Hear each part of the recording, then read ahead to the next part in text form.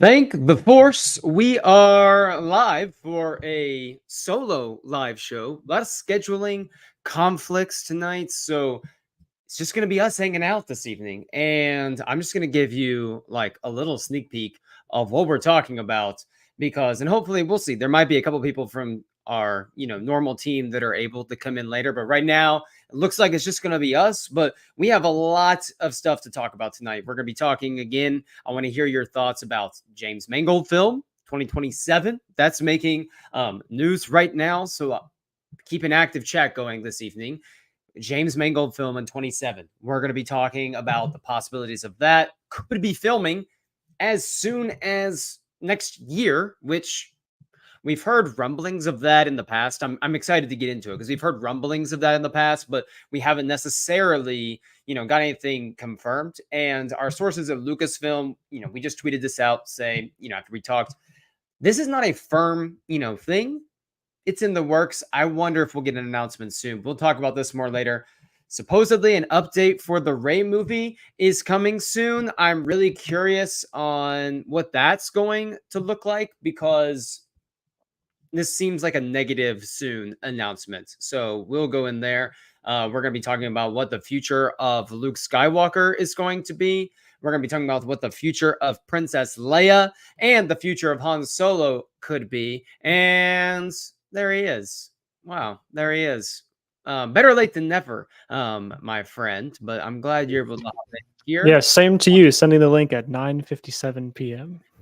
We'll talk. Do you want to air the beef on on air here live about how I haven't heard from you in 4 days, so I thought you had died essentially in the chat. So we don't have to get into it right now. I mean, we can, we absolutely can air the dirty laundry if we want to. And then also this Luke is going to be our opening for the show this evening, which is what I was going to label Tyler's opening rant of the evening, since I had no one to joust with today.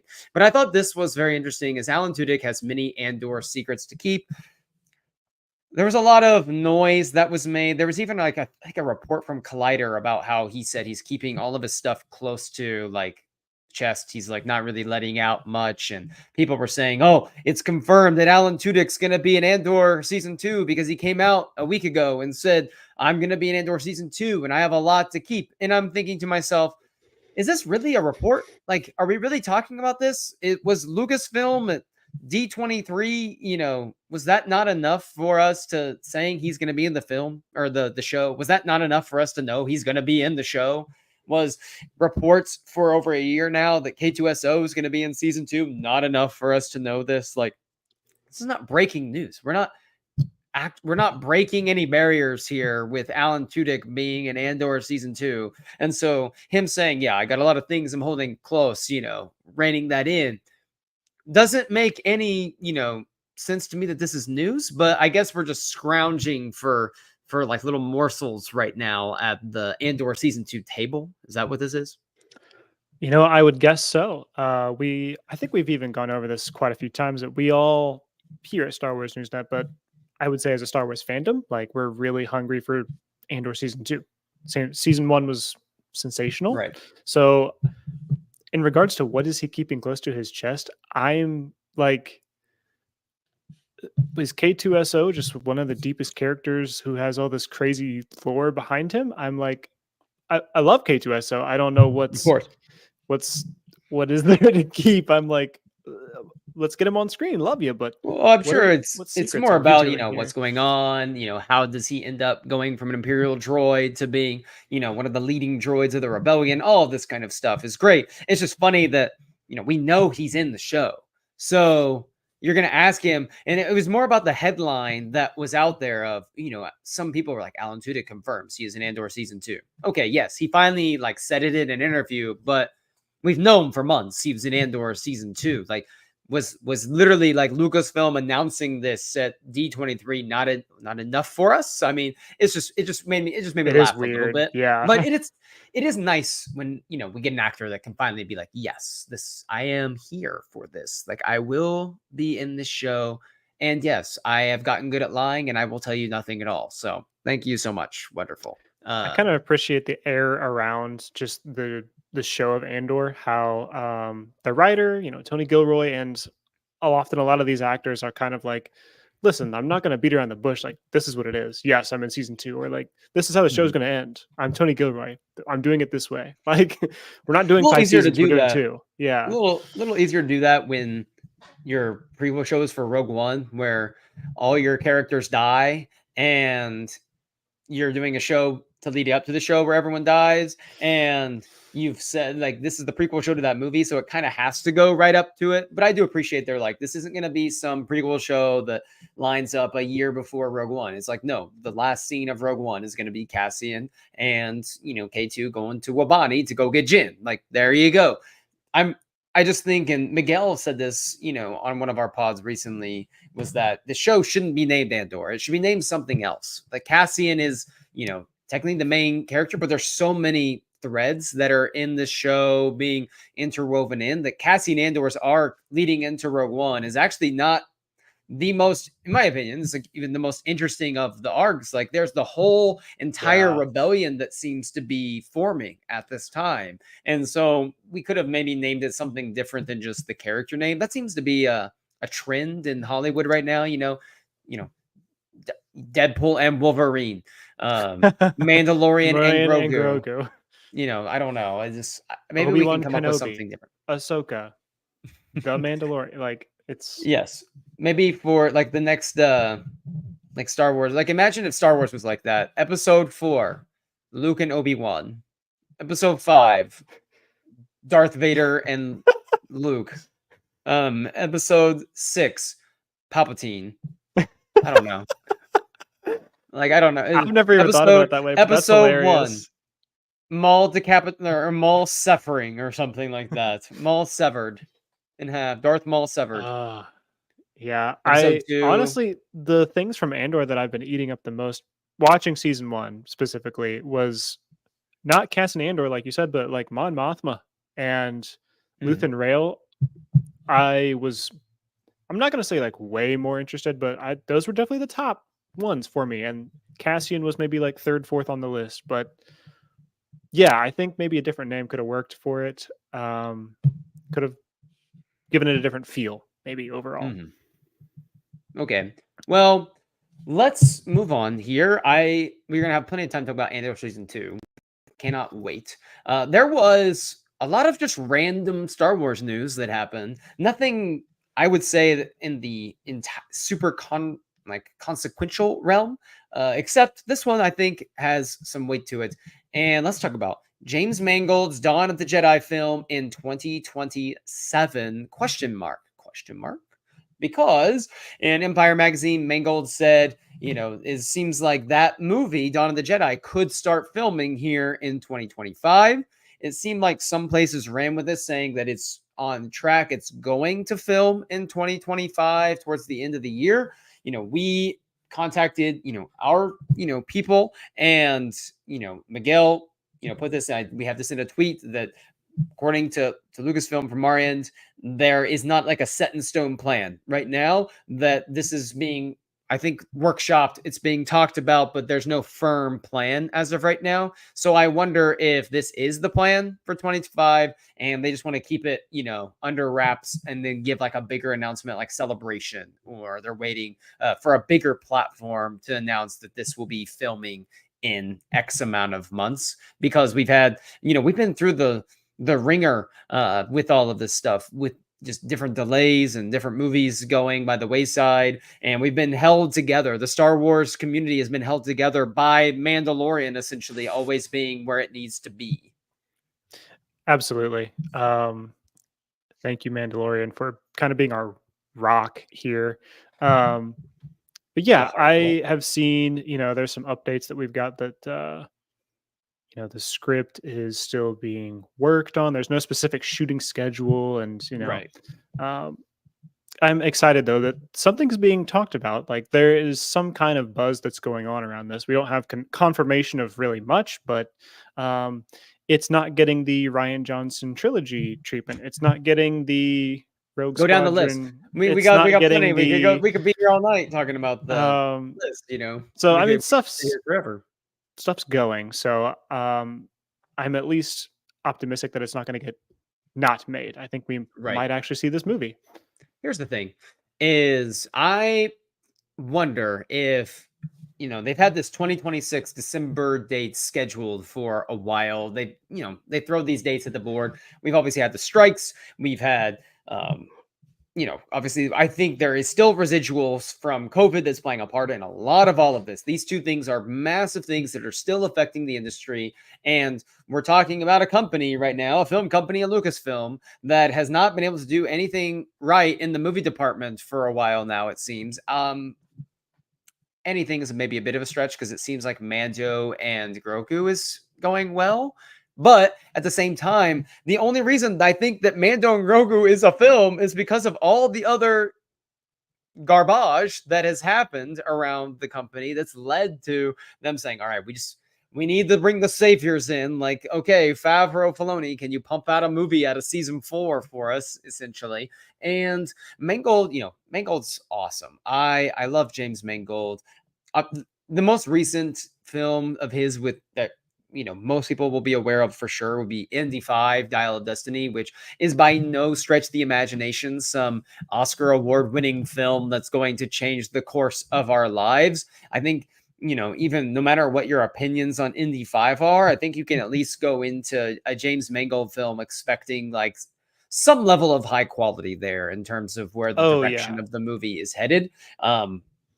I would say that this is a movie I'm really excited for, not as excited for as the Ray movie, but the idea of the 26th December date being pushed back to 27 makes a lot of sense to me.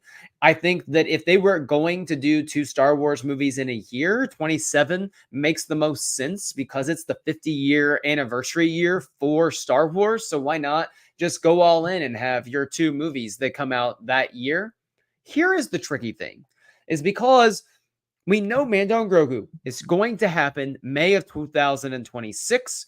I think that if I had to predict anything, I wonder if Avengers gets pushed back to December and they just take up the Star Wars slot. Like, I don't know. Like, it just feels weird that if Star Wars gets pushed back in 26, why would Disney want a Star Wars film and their massive Avengers film that's going to be, a lot riding on that coming out 2 weeks apart from each other or 3 weeks apart from each other? That doesn't make a lot of sense to me. Like, they could easily own the December slate if they drop one of those movies in that time slot.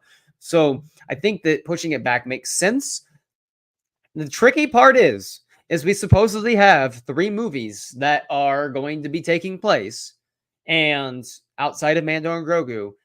And I think there's only 2 time slots until 2028 that are going to be filled with Star Wars movies outside of Mando and Grogu. So which one gets the boot? And I think, Luke, that leads us right into this update for the Rey movie that's coming soon. I think that leads us right into this. I think this is going to be a negative update whenever we do hear more. It's going to be that it's indefinitely delayed. They have another writer, but they're on hold right now. They're going to sugarcoat it. We're taking our time with the process. We're slowing down to make sure the story is just right. And I don't want to, put a lot of emphasis on conjecture because this could easily have to do with maybe Daisy's health, and Daisy wants to make sure she's good. This could be entirely separate from Daisy and could be, completely centered around Stephen Knight not being super available right now. But it seems like this movie might be the one that gets pushed out for a while, and the James Mangold movie comes in and takes that place, and then we get the Filoni movie as well. And I'm thinking that's the most likely option here too. Daisy's snippet of a quote that we have is things are evolving. I continue to be very excited. There will be an update soon. So, for how many years now we have had just nothing conclusive on on her movie. Yeah, and I don't know why these need to be rushed into 2 in a year. I don't think that is a great format for Star Wars. I think they were even a little close together with a 1-year gap between movies, and I think that was fine. But I don't know why we're needing 22. I think if we needed to Mhm. push one to 28, I understand that's a long ways out, but Mhm. give yourself enough room to make a good movie. That's all I'm Right. really saying. I don't know why we have to hit a deadline. We set it ourselves, but I Mhm. think we can move it ourselves. It's Right. and I'm not an Well, exec, so sorry, but like, with I wish you were, that'd be nice because then I know that I would be getting my High Republic movie at some point, and no, oh you would yes, be you like, would. you would be like, we're gonna spare no expense for this. We're going all in, and I'm gonna bankrupt the company by doing all of this, but I don't care. We're But gonna we're get gonna it get one good done. one here. We're gonna do it. I'm spending. Luke, we just checked the budget for the High Republic film that you scheduled is $1 billion. Like, I think we're gonna have to rein it in. He's like, you're right. 1.5 billion. Let's up it up even more. Every It's character mentioned in the books is on screen, fully fleshed out. So like even all the CGI characters, all the practical puppets. We're doing it all. You're gonna have a Planet X. Okay, okay, we enough. So let's go ahead, bring it back here because you mentioned pushing back to 28. I actually, I feel like normally we're in sync here. I'm a little bit different. I think that having two films in 1 year is a really good idea for Star Wars. It's like it's I think it's actually I think it's a fantastic like we need to make this happen idea, but it also comes with a lot of risk.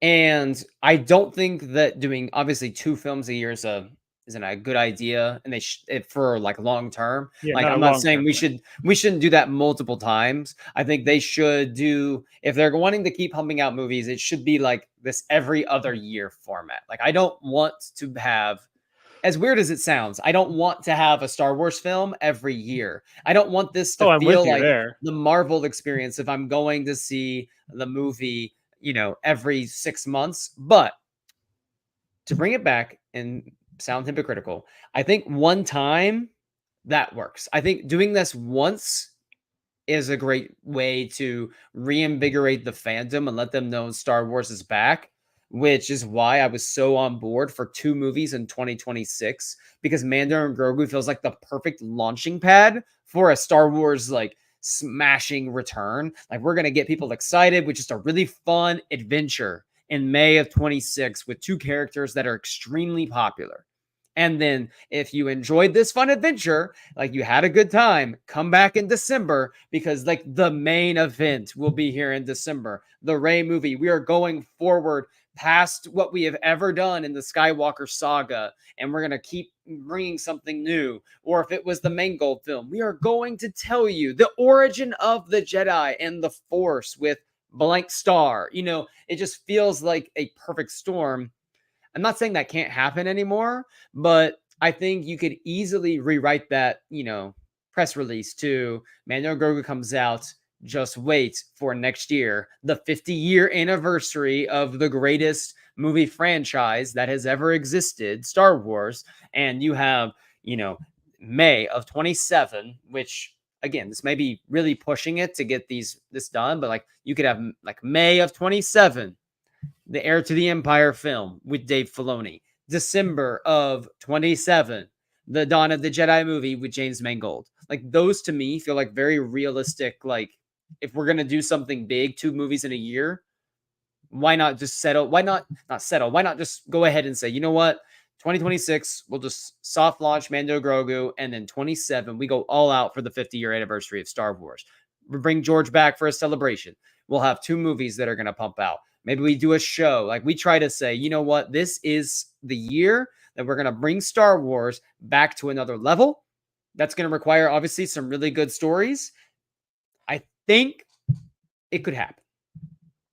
Yeah, if you're gonna do it in a year, I do at least like you pitching the fact that we're going to own 2027.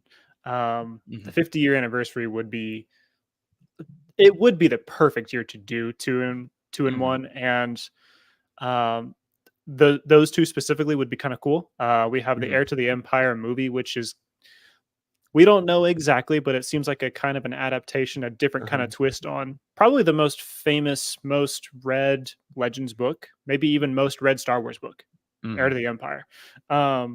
Smash it with that one, and then we have this anchor in the year, this very last one, which is going to be, Star Wars has revolved around the Jedi. It's been about found family. Mhm. It's been about rebellion. But the Jedi have Right. been revolving around this. What if we took you to the first one? I kind of like that those two would be our kind of smash hits. And I think those would Mhm. do really well at the box office. I think those would be great movies for our 50th anniversary. That makes sense to Mhm. be kind of our poster childs for Mhm.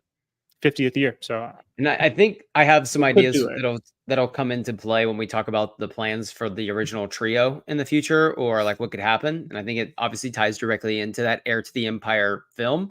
So if James Mangold starts filming this the end of next year, let's say November, December, we start filming 27, would be the earliest that movie is coming out. I guess it entirely depends on how many resources they're pumping into it, but you're like fact check me here, but like it feels like May of 27, December 27, like that could work like for this movie. Like that could definitely work. The Dave Filoni film, Heir to the Empire movie. We don't know anything about when that might start filming. We don't know anything about that. We just know that it's in the works. It's going to be the culmination of it. So Mando has to come first.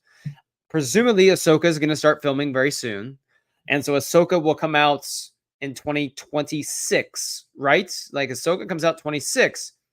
Once Ahsoka's done filming, middle of next year, I don't know, I'm just spitballing, like middle of next year, late next year, they could start filming this whenever they wanted. If they wanted to wait till, early 26 to film, late 25 after James Mangold, we could have that in December of 27.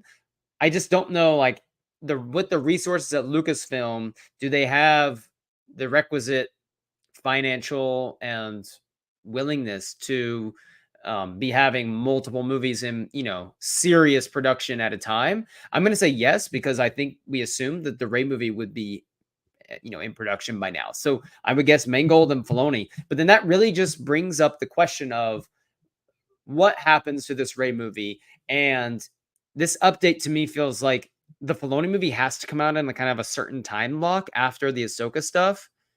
And if Mangold's filming next year, is this movie, are we going to be waiting 5 more years for this? Maybe it's seeming more and more possible that we could. It and fear of rehashing the things we've already talked about so much, but like they brought her out at Celebration, and that made me think that this was the most like Mhm. fleshed out movie we had so far. Like they had Right. made strides already, and they were like close to starting filming on it.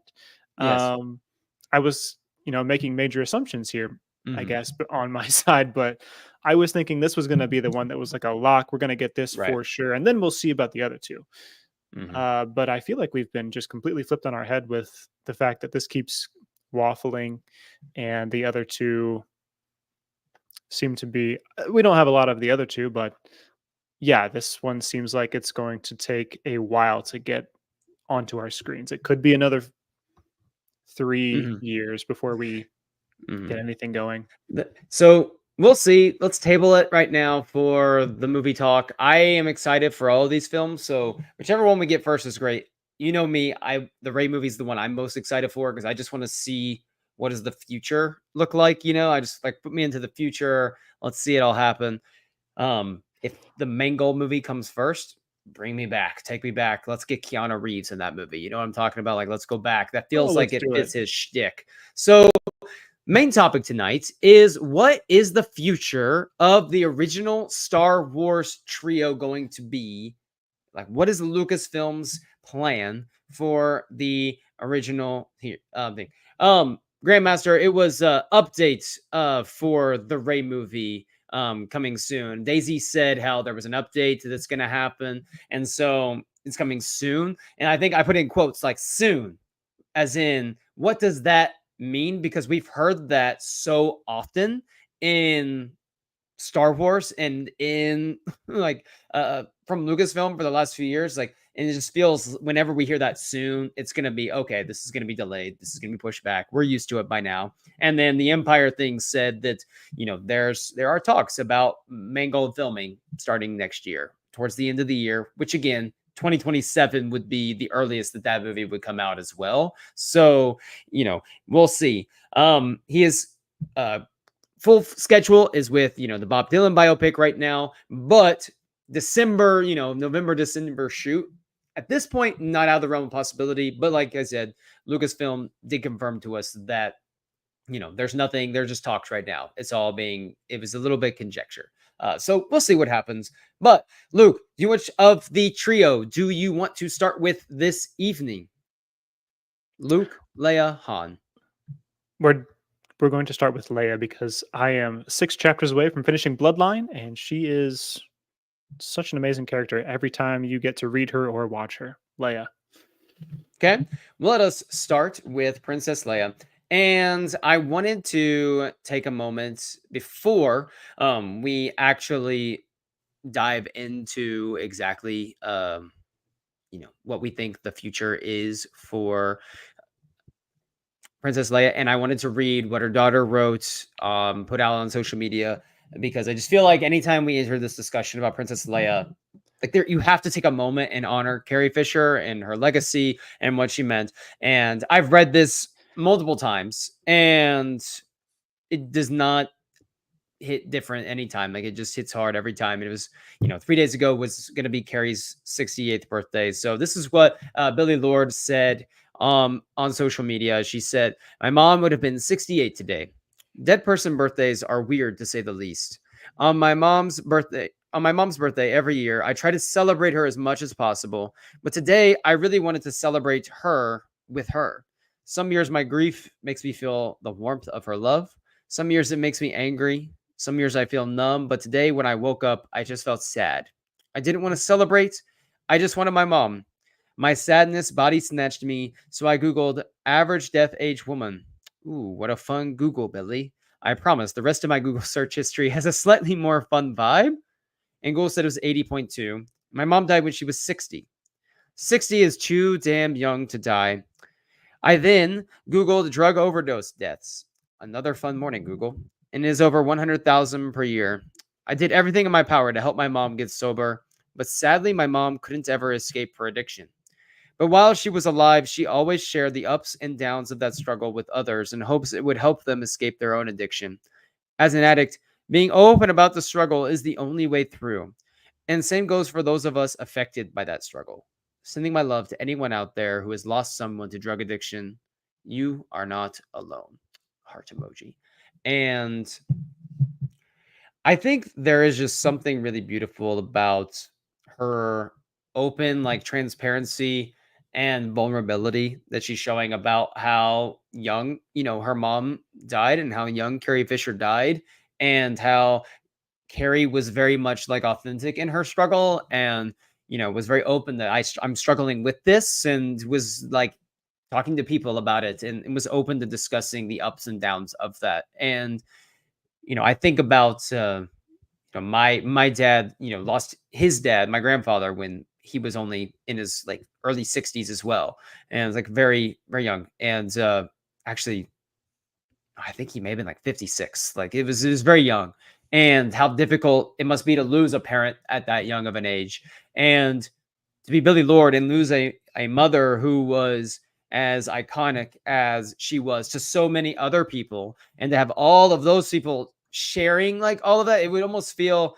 like the burden is even more, knowing what's going on. And I can't imagine what that must be like, to be like walking through that, like that birthday every year, and be waiting for that day to come almost, and then like the heaviness of that hits you. So I just wanted to like read that, because I think it shares some optimism for people that might be struggling with similar situations, and some hope that there are people out there that share in that struggle, and that in general in life, like, we really are not like in this alone. Like, there are people out there that want to help us, that want to love on us. And it's difficult. We just have to let those people in.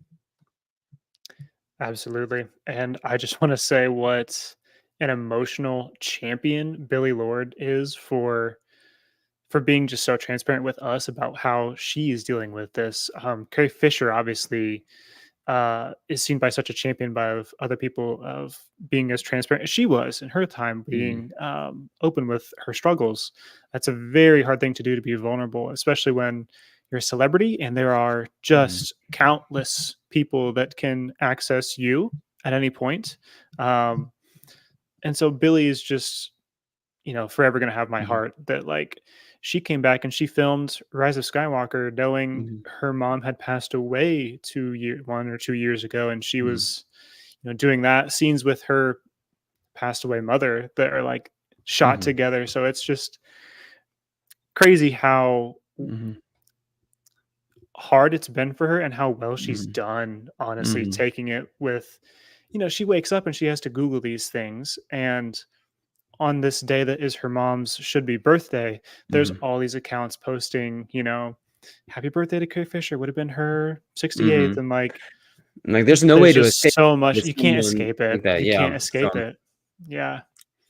so our thoughts, our prayers with Billy Lord and all her family, and when you have Carrie Fisher touched the lives of so many. So when we're talking about the future of Princess Leia, it's impossible to talk about that character without discussing Carrie, without discussing her legacy. And so I just wanted to take a moment, especially given this week, we're talking about this, on the week of it would have been Carrie's birthday. So Luke, the character of Princess Leia moving forward is very interesting to see what happens because she has been mentioned in the Ahsoka show. General Leia, or I guess, Senator Organa has been mentioned. And I was wondering if she was going to show up in the show if at some point. And it feels like a shoe in that she's going to be in Ahsoka season 2 or in Dave Filoni's movie. That to me feels like the future of the character. I think a big question here, and it centers around all the big three. Will they be all recasted, or will this be, some sort of deep fake technology that comes into play? And I'm really curious what you think will happen versus what you think should happen in Mm. regards of that with Carrie Fisher or with the Princess Leia specifically. But even like we could talk about all three of the characters as well. Hmm. Yeah. So right now we're tackling, AI regeneration versus recasting. I think what is going to happen is going to be like a more refined Rogue One Leia. I think we're going to get a digital recreation of her likeness in whatever movie slash series movies that we get Mhm. more Princess Leia content in. Um, they've proven that's where they're going to do that in Rogue One first, and I Right. think they're going to continue doing that. They've figured it out once. They'll continue doing Mhm. it, and we already saw that at the end of Mandalorian season 2, Luke looked okay, and then I think, vastly looked better in Book of Boba Fett. So I think as time goes on, they're drastically updating and changing and Mhm. bettering their software to have these actors look better with AI or whatever Oh, kind it's of going to be system they're insane using. what they're capable of 5 years from now, let alone They what they're capable It's of right already now. looking pretty good, and that's coming from me, who's a very staunch anti AI person. Um, but they've used it to make her look pretty good. I think it will Mhm. look pretty good. So I think that's what they will do. I wouldn't want that though. I am more of a person that is for recasting. Mhm. So that's kind of where my heart would be with that. I think we're gonna get the deep fake look for all three of them in the Dave Filoni movie. I think that's 100% going to happen, especially after the Book of Boba Fett. I think the general public liked it. It seemed, Except, yeah. or accepted it. Personally, I'm with you. Give me a full like recast of these characters if we're going to keep telling stories because I am someone that like I really treasure the art form that is acting. And if just because the face is different doesn't mean the character has to be different. And I just feel like with all three of these, I would really want to see something with different people just because I don't know. They're just it doesn't feel lively. It doesn't feel alive to me. Like it looks good And there is something to be said about the incredible like visual feat it is to make that feel so Right. real. But for whatever reason, I'm just not able to. It feels like a video game to me if I'm watching young Mark Hamill, but I know it's not actually Mark Hamill like talking to me like in the moment. Like I'm not getting his authentic moments in like his real reactions to a scene. I'm just getting some voice that was, made to sound just like him, using his voice, using piecing together his voice to make it sound like he's reacting in that moment. But he's not, really acting that scene out. I just think about how legendary those characters are. And yes, they are iconic for their feats and what they accomplish. But I think about the moments of Princess Leia where think about when Dantooine is about to be, or when Alderaan's about to, I said Dantooine, when Alderaan's about to be That's crazy. destroyed, and Tarkin says, "You may fire like when ready" or whatever, and she's like, What? "What?" And No. no, Yeah. and I'm trying to think of like deep fake being able to sell me that Eh, Carrie Fisher is standing there saying that. And when I know that's not, I just know that's not it's the truth, not. like Yeah. not the case. And I think about the moment where she's telling Han, "I love you," like seeing an authentic, real reaction from a person that I know is putting their heart and soul into a performance. It just can't be That's what I want to replicated. see. Yeah, And exactly. so I don't know. I really want like if we're gonna be in these films, like doing it, right here. Let's see. Manslayer says, "I am of the idea that first choice for long story format with the big three should be animation, a la the Clone Wars, between Return of the Jedi and The Force Awakens, and between the Light of the Jedi or the Last Jedi." This is my High Republic brain coming out. The Last Jedi and the Rise of Skywalker, especially second deep fake for me. Yes, I get that. I really understand the sentiment of people wanting those faces to look the same, wanting some continuity and how it looks. But I don't know. I think that I could get behind someone else playing Luke. Mark Hamill said we could have it. I feel like Carrie Fisher would want the torch to be passed. It's impossible to say, and I'm not going to put words in her mouth when she's not able to defend those words. But I just feel like who she is was someone that was like, yeah, someone else go be badass Princess Leia in this timeline. I don't know. What do you think in terms of other ways we could have a story with Princess Leia? Animation does feel like a great way to tell more Princess Leia stories. Yeah. And we've seen Star Wars animation has been very strong for almost a decade. So we know that if they decided to go the animation route, we would be getting a very quality story. We would be getting a very quality show.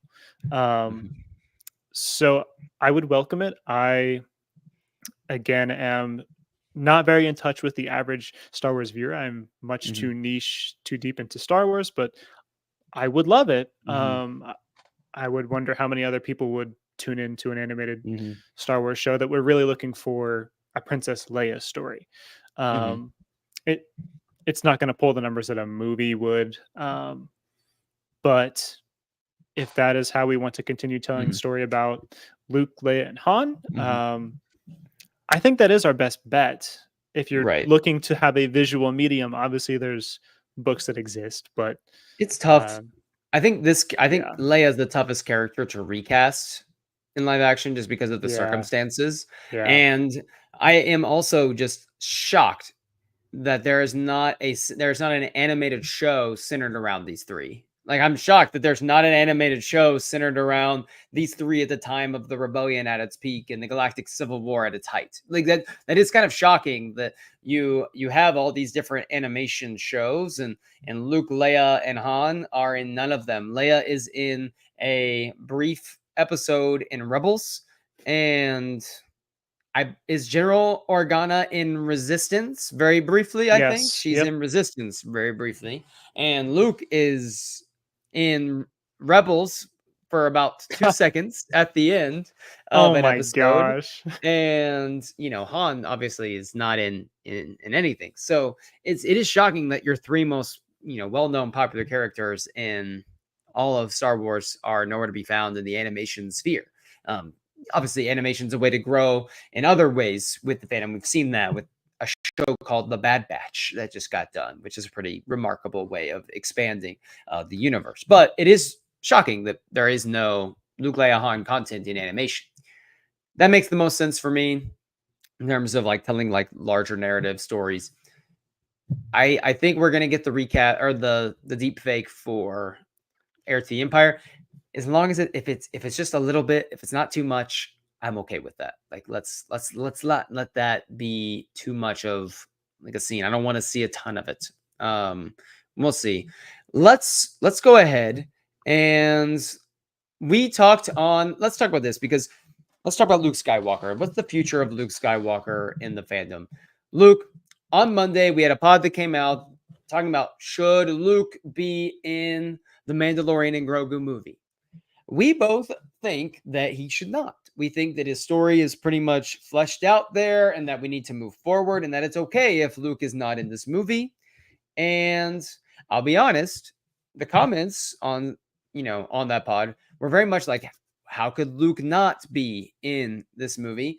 There was a couple people that reached out to me on Twitter, DM'd me saying, hey, Luke, being in the movie, I'm pretty sure he should be in the movie. And I don't know. I asked a few other people in my life about it, and they were like, yeah, like Luke Skywalker, like he should be in the movie. He was in the show, right? He should be in the movie. And so I want to readdress that real quick and kind of give maybe some more fleshed out thoughts if anyone's curious about that, and then talk about, obviously where, we think the future of Luke could go. And I think you being such a massive Luke Skywalker fan definitely have some good ideas for this. So correct me if I'm wrong. Let's like tell me if I'm wrong. You're my fact checker here. You check me in. I'm trying to speak for both of us here. Okay. Because I think we're aligned. If we're not, you may strike me down. We both are perfectly fine with Luke Skywalker being in the Mando and Grogu movie. He's Luke freaking Skywalker. He is the most iconic character outside of Darth Vader, or maybe in, the entire universe. With that being said, we both feel as if his story was fleshed out in Mando. We got him very briefly in Book of Boba Fett. This movie is about Mando and Grogu, and Grogu chose to be with Din Djarin, not Luke Skywalker. Therefore, it seems like that relationship is cut off. This movie does not feel like it's going to have the grand scale of an Heir to the Empire movie, the Mangol movie, the Rey movie. It's going to be a bit smaller scale, a more contained story. Doesn't necessarily call for Luke Skywalker coming in to slice and dice and save the day. We both mentioned maybe in some sort of mentorship role, he could briefly appear, very briefly. With that being said, a lot of people feel like it's not a big event and not eventized enough if Luke doesn't show up.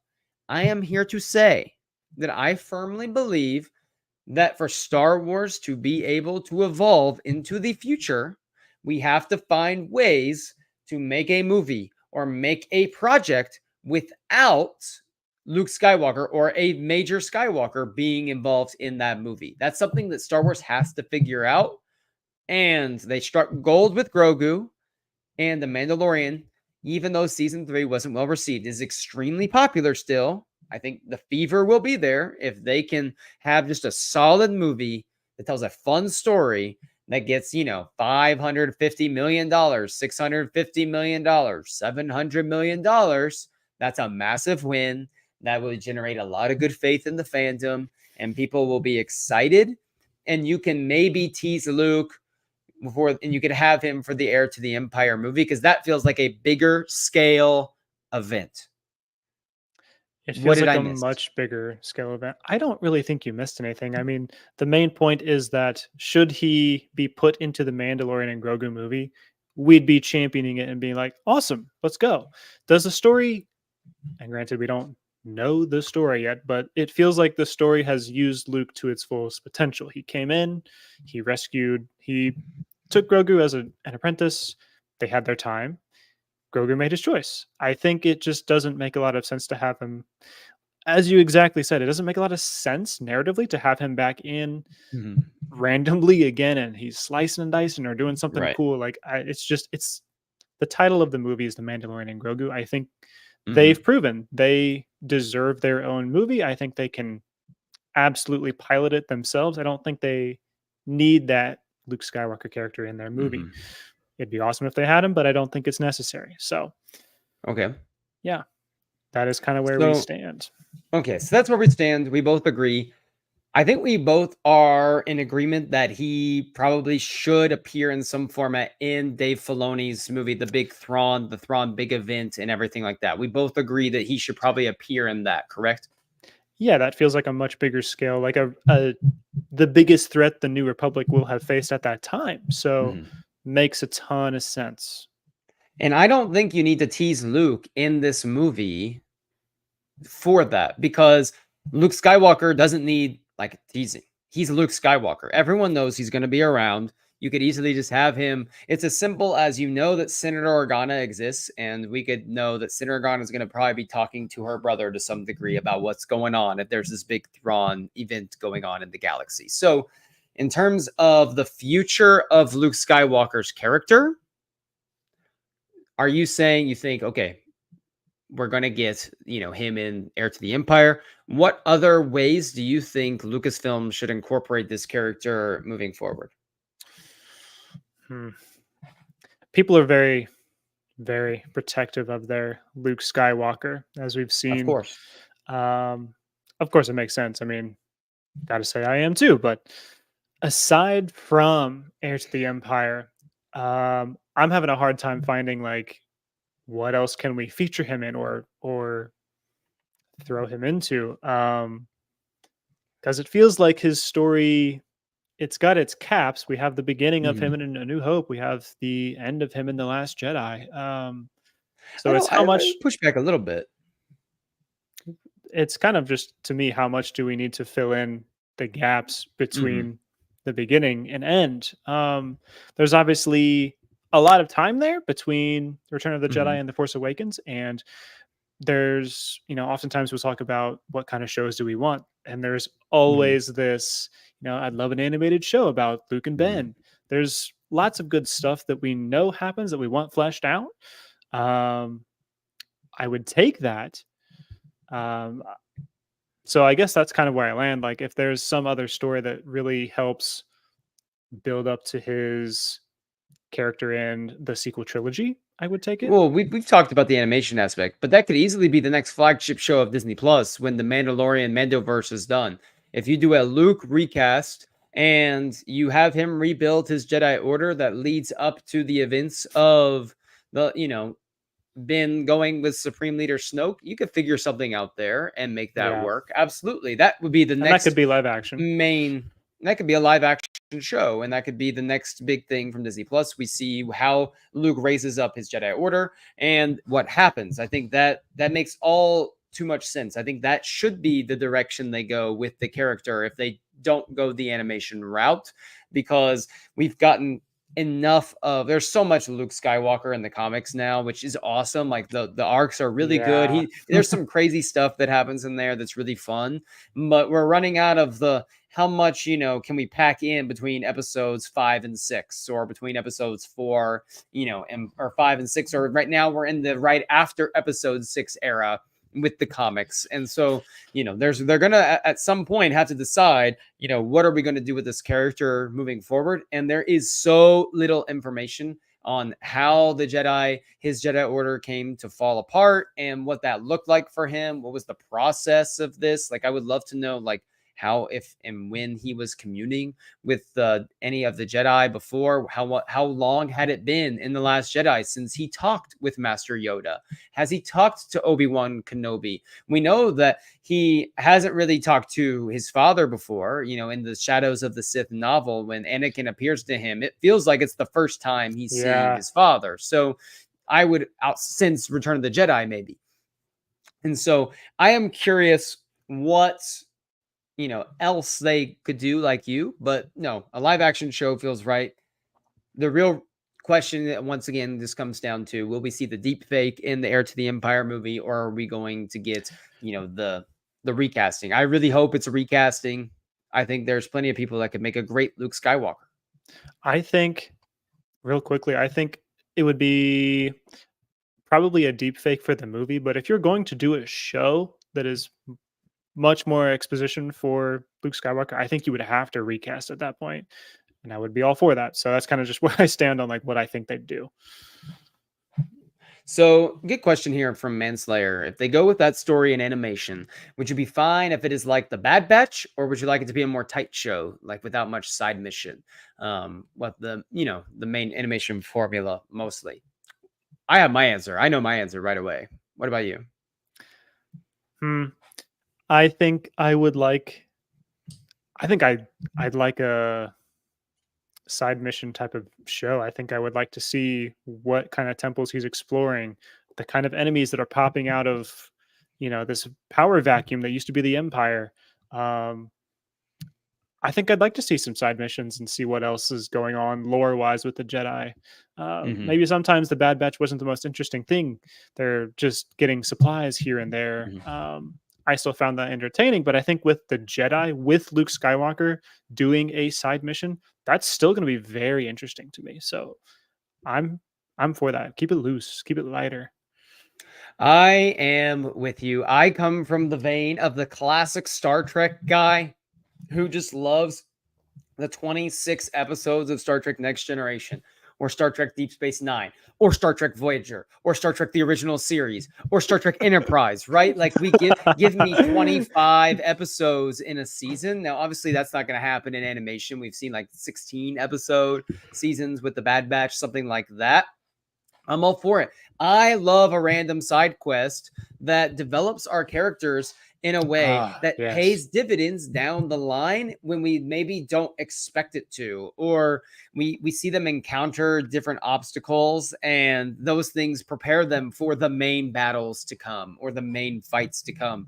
For all we know, just a little thing that happens between Luke and Ben on some mission does pay dividends down the line into why their relationship breaks up in the first place. Maybe that's something that, we have all had an experience with someone where, we went and did something with them. They said something or they did something that was a little Mm, off and a little frustrating, and that seemed inconsequential. Like my friend mentioning, how they thought this little aspect of me was annoying on our way to get, McDonald's fries in the drive-through seems inconsequential in the grand scheme of things. But later on, if we're getting into an argument or he's saying something that's bothering me and I'm starting to remember, oh, he finds me annoying. Like this, sometimes those things can build up and come to play later and blow up in ways we don't expect. Those things over time happen. Like Luke and Ben didn't suddenly just, separate out of, oh, there's darkness forming in Ben's heart. No,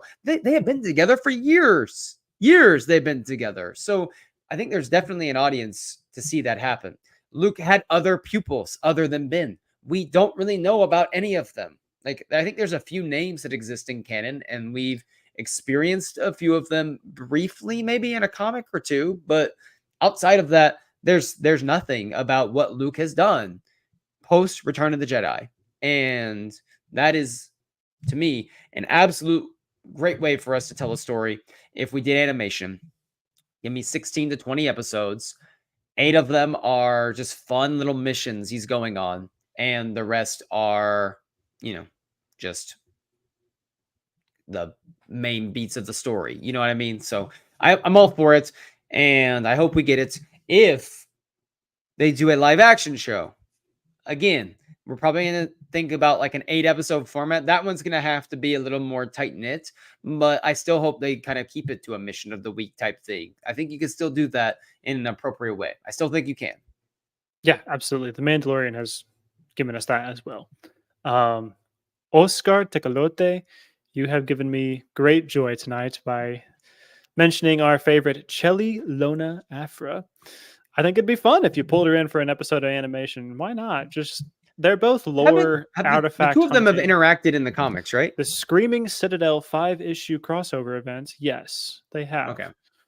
I'm way So, behind on my comics right now. Like I'm way behind. So I need to catch up. I was so in the High Republic comics, and then I was yeah. following the others until right when Crimson Reign ended last year or whatever, and then I've kind of Mm, fallen off a little bit since then. So I need to be brought back their into their the crossover fold. with Afra in the Star Wars comics was actually in the 2015 to 2019 era. So it was actually Hmm.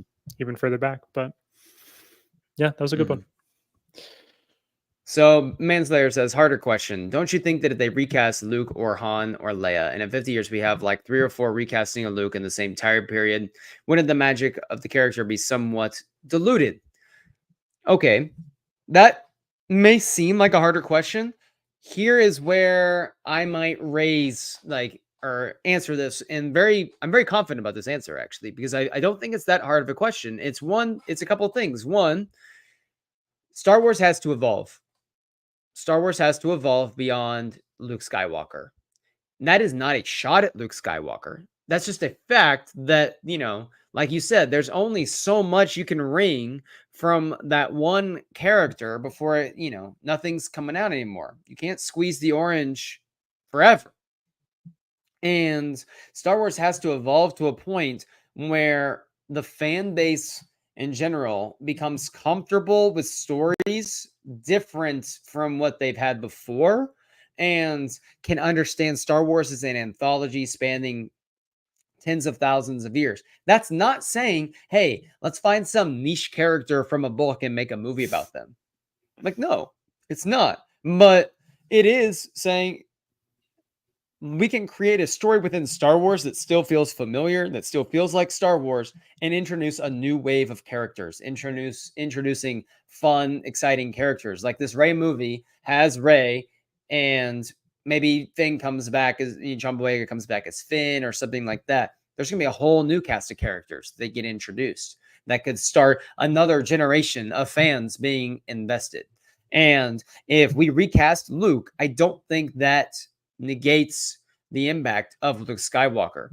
I would argue that just be like the more Luke stories you could tell, people could have their version of Luke Skywalker. If in 50 years we're still even talking about Star Wars, then it's because Star Wars has evolved into something beyond just Luke Skywalker, Princess Leia, and Han Solo in the original movies. Because that's 100 years in the future from when it first came out. You can't tell one character story for that long without relying on like a recast. I think the magic gets lost if we're trying to convince, I guess in 50 years, my grandchildren or my great grandchildren that this AI Luke Skywalker is a real person telling the story, and they're supposed to relate to that person who lived in 1977 when the real Luke Skywalker is right there that they could see, or they could have another Luke Skywalker that makes an appearance. I don't think it dilutes the character. Like I really don't. And Luke, why don't you chime in here? So my first thought, because I've been actually thinking about this specific question really for most of the night, and maybe this is apple to oranges, maybe this is just dumb of me to say, but what about like Batman? What about these other characters that have existed like for a very long time? Think about Spider-Man. Mm-hmm. I understand this is not Star Wars I'm talking about, but like there's characters that have existed for a long time in cinema that have been played by many different people and actors.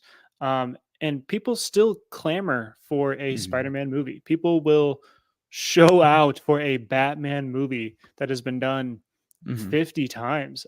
Look at Robert Pattinson's Batman. Look at Tom Holland's Spider-Man. I mean, Yes. The difference is though that like kills that, but Marvel's not some like anthology that goes, but and it's a that's little where I bit break more. down. But Yeah. yes, yeah. I understand it is different, but Tyler, you Mm-hmm. hit the nail on the head that like we need to be evolving. I think that Star Wars has taken one step really well in making the High Republic. There is no Luke Skywalker in that story, and it's a really good story so far. It's not in movies, it's not in really a visual medium. Mm-hmm. I understand that, but I think it's proving that Star Wars can do that. We just have to elevate it to something that is going to get millions of Mm-hmm. views. So, We have a litmus test in front of us. We have the Rey movie and the Dawn of the Jedi movie. Those are two movies that are taking place out of the Skywalker saga with, who we know about. You know what I mean? So like with the Rey movie, we'll have someone from episodes 7, 8, and 9 in Rey and maybe more, but there's going to be a whole new band of characters that are going to come in and help save the day. If you go back to the Dawn of the Jedi, there's definitely not a Skywalker that's going to be around in Dawn of the Jedi to save the day or to be an antagonist, whatever. So let's say, that movie does really well. Well, now we have evolved as a fan base into being able to tell different kinds of Star Wars stories. And I think the more we evolve and spread out like the fandom from the sense of, oh, we can have a movie based 10,000 years in the past or in the future, then when the time is right and you come back to Luke Skywalker, oh my goodness, Luke Skywalker, here we go. We have a Luke Skywalker story. Maybe we're recasting to bring another Luke Skywalker in. Boom. Versus, okay, we got to just keep pumping out Luke stories. Because if you're recasting Luke 3 or 4 times, that means that the majority of your Star Wars projects are centered around Luke Skywalker or have to have him in. And I think that Right. does a disservice to what Star Wars can be. Now that's easier said than done because the casual fan knows Star Yes. Wars as the story of Anakin, Luke, and Leia. And I guess to an extent now Rey and Kylo for a new generation of fans. But I think Star Wars has this capability, and it's unique in that regard. It's just going to be about, telling the right story, getting the right people involved, and recapturing people's hearts in ways that maybe haven't happened in a while. Absolutely. I don't think I could agree with you more that like that was such a good point. If we're recasting them 3 or 4 times, I think we might be doing too much Luke Skywalker. So, um, think about how hard that would hit that we get Mhm. these movies and shows that are happening completely outside of the scope of the original trilogy. But yeah, in like 10 years, if we get a Luke Skywalker series or movie, that was gonna that's gonna break Mhm. records if we can Yes. set it up properly. So It's gonna break records. I would agree, Manslayer here. I wouldn't trust the corporation in that aspect, though. Not as it currently sits. If we get the right people in charge and Lucasfilm gets their ish together here, I mean, anything's possible. I mean, if you had asked, I bet there's a lot of Marvel fans out there that are, in their 40s, 50s, and love, have been. I bet if you asked them 20 years ago, like, would you expect to see some giant MCU and have this whole blow up? They probably would have been like, I don't know if they could make that happen. Like, if the studios could get together and make this happen. And it did. So, we'll see what happens. There's a lot to be negative about right now in Star Wars, but we try to keep it with the positives. So let's talk about real quick. I guess we'll talk about Han for just a second because we don't have a lot of time left because the Oakland City Thunder are playing their first game of the season and it's going to be halftime soon. And I got to get there to watch the second half. So, Luke, the future of Han Solo. We had a Solo movie. It didn't go well at the box office for a lot of reasons. One, it's hard when you don't market a movie. It's hard when the only publicity for a movie the PR for the movie seems to be negative. And that movie comes out just a couple weeks after Avengers Infinity War and 6 months after the most divisive film in franchise in a while. What is the future of Han Solo? well, I think it'd be great to get a live action something, whether it's a movie or a show, that we could kind of wrap up what we left off with the end of Solo. There's a podcast out there that is championing Make Solo 2 happen, and I'm with Oh, them. I think Resistance Broadcast. Yes, absolutely. Our friends, our John, friends Resistance Lacey. broadcast. Yes. Um, I love what they do. I am absolutely with that. Well, CRB is amazing. I would love to see it, whether it be an entire series or maybe like one season or one movie. Like, let's finish out what we trajectoried up at the end of that movie. I'd love to see Alden Ehrenreich back. I thought he Mhm. did well as Han. Um, I that's love that movie. It's a kick-ass movie. I love Solo: A Star Wars Story. I had a great time in the theaters with that. It was one of my friends for my birthday, got us those like sweets. You know, if there's this some theaters, this is called the Warren Theater, and it was a seat. It was like one of those suites, and they would like bring you the food and drinks. You have these big recliners. You're Wow. in your own private like box while we're watching it on like an IMAX level screen, and they're just bringing me pizza or drink, and it was just an awesome experience. And that's just a great kickback, relax, enjoy the fun ride movie. It's just a fun movie. Emilia Clarke is amazing in that movie. She is like, I love Kira's character, and getting more into the Crimson Dawn stuff. It was just classic Star Wars fun, as Manslayer is saying in the chat. Like just classic Yes, Star Wars sir. fun. That's what it was. And if the Lando movie show, whatever it's going to end up being, happens, I hope it kind of takes the same model. I think it makes sense that Alden shows up in that project, however he shows up, and how whatever they decide to do with that. Like, makes sense that Alden would show up. It makes sense that Chewie would show up at some point. It makes sense that they get Kira back to, or and Emilia Clarke to do this. So if that movie ever sees the light of day, or that if it goes back to a show, I don't know. It seems like it could be the way we pick up where everything left off. But how do you make that centered around Lando? Like, I don't know. I've never understood that project. Like, why would you make it centered around Lando? I don't just see a lot of people clamoring for Lando as the main character. If you're gonna include characters like Han, it just doesn't make sense to me. And I just always get frustrated because I think about the idea we could have had the next Solo movie if people had just gotten to go see it. We could have seen Darth Maul back on our screens again, and Sith lore happening, and crime syndicates, Han going to Jabba. We could have had it. And I believe in Alden. That's part of why I don't want this deep fake stuff, because I think Alden does a really good Han Solo. Would He love to have him does. back. He killed it in Oppenheimer. I want to see more Alden Ehrenreich. And, I'm perfectly fine recasting the others as well. And I think it would be great to see them in the movies. But we'll see what happens, moving forward. But do you think outside of Lando, we've mentioned animated show, we have a Han Solo. I would love like another Han Solo like novel, some sort of Han Solo novel of pre A New Hope. Like maybe if we're not going to see the light of day of Solo 2 or the Lando movie, maybe at least maybe we can flesh it out in a novel. We have some good Han Solo comic runs where it takes place before the rebellion, but maybe it'd be nice to see some like a full-fledged novel that doesn't involve Luke or Leia, and it's just Han and Chewie. I'm a big novel guy, so I mean, I'd love that. And also, just to throw this in there, randomly kind of tracking back quite a ways, but like with Luke Skywalker, if we could do like a book trilogy of him, I don't know. I think that'd be pretty Lot cool. of A work there. canon, yeah. So, A lot of stuff that we could do there for sure. yeah. Well, Luke, that was fun. We had a great time. Everyone, please hit that like and subscribe button before you go. Luke and I will be back next Thursday talking about whatever it is under the sun that we decide to talk about next Thursday night, 10 o'clock Eastern time here on Star Wars Newsnet Live. This Saturday, check out the Star Wars Timeline show with Luke and I as we discuss A Test of Courage this week by Justina Ireland.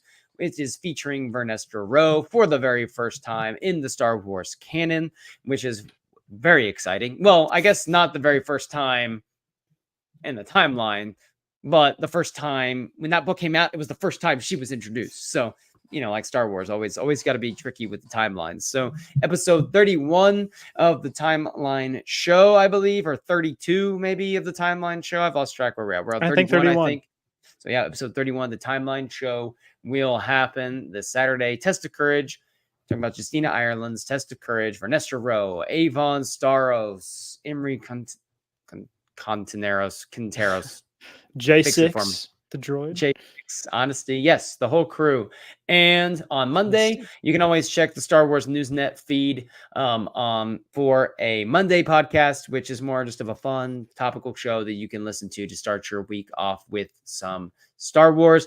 Check us out on Apple and Spotify. Leave us a little review there. I also want to give a shout out to Manslayer, who's in the chat tonight, because he sent me some really awesome timelines of different things in, Star Wars on screen. He's working on getting some more fit in there, but like he fit in like some Clone Wars micro series stuff in with like the actual like some of the canon Clone Wars, because some of those stories can fit in pretty seamlessly with. And he did Rebels. He's working on like Bad Batch, I believe. He's got Tales of the Jedi in there. It was a really good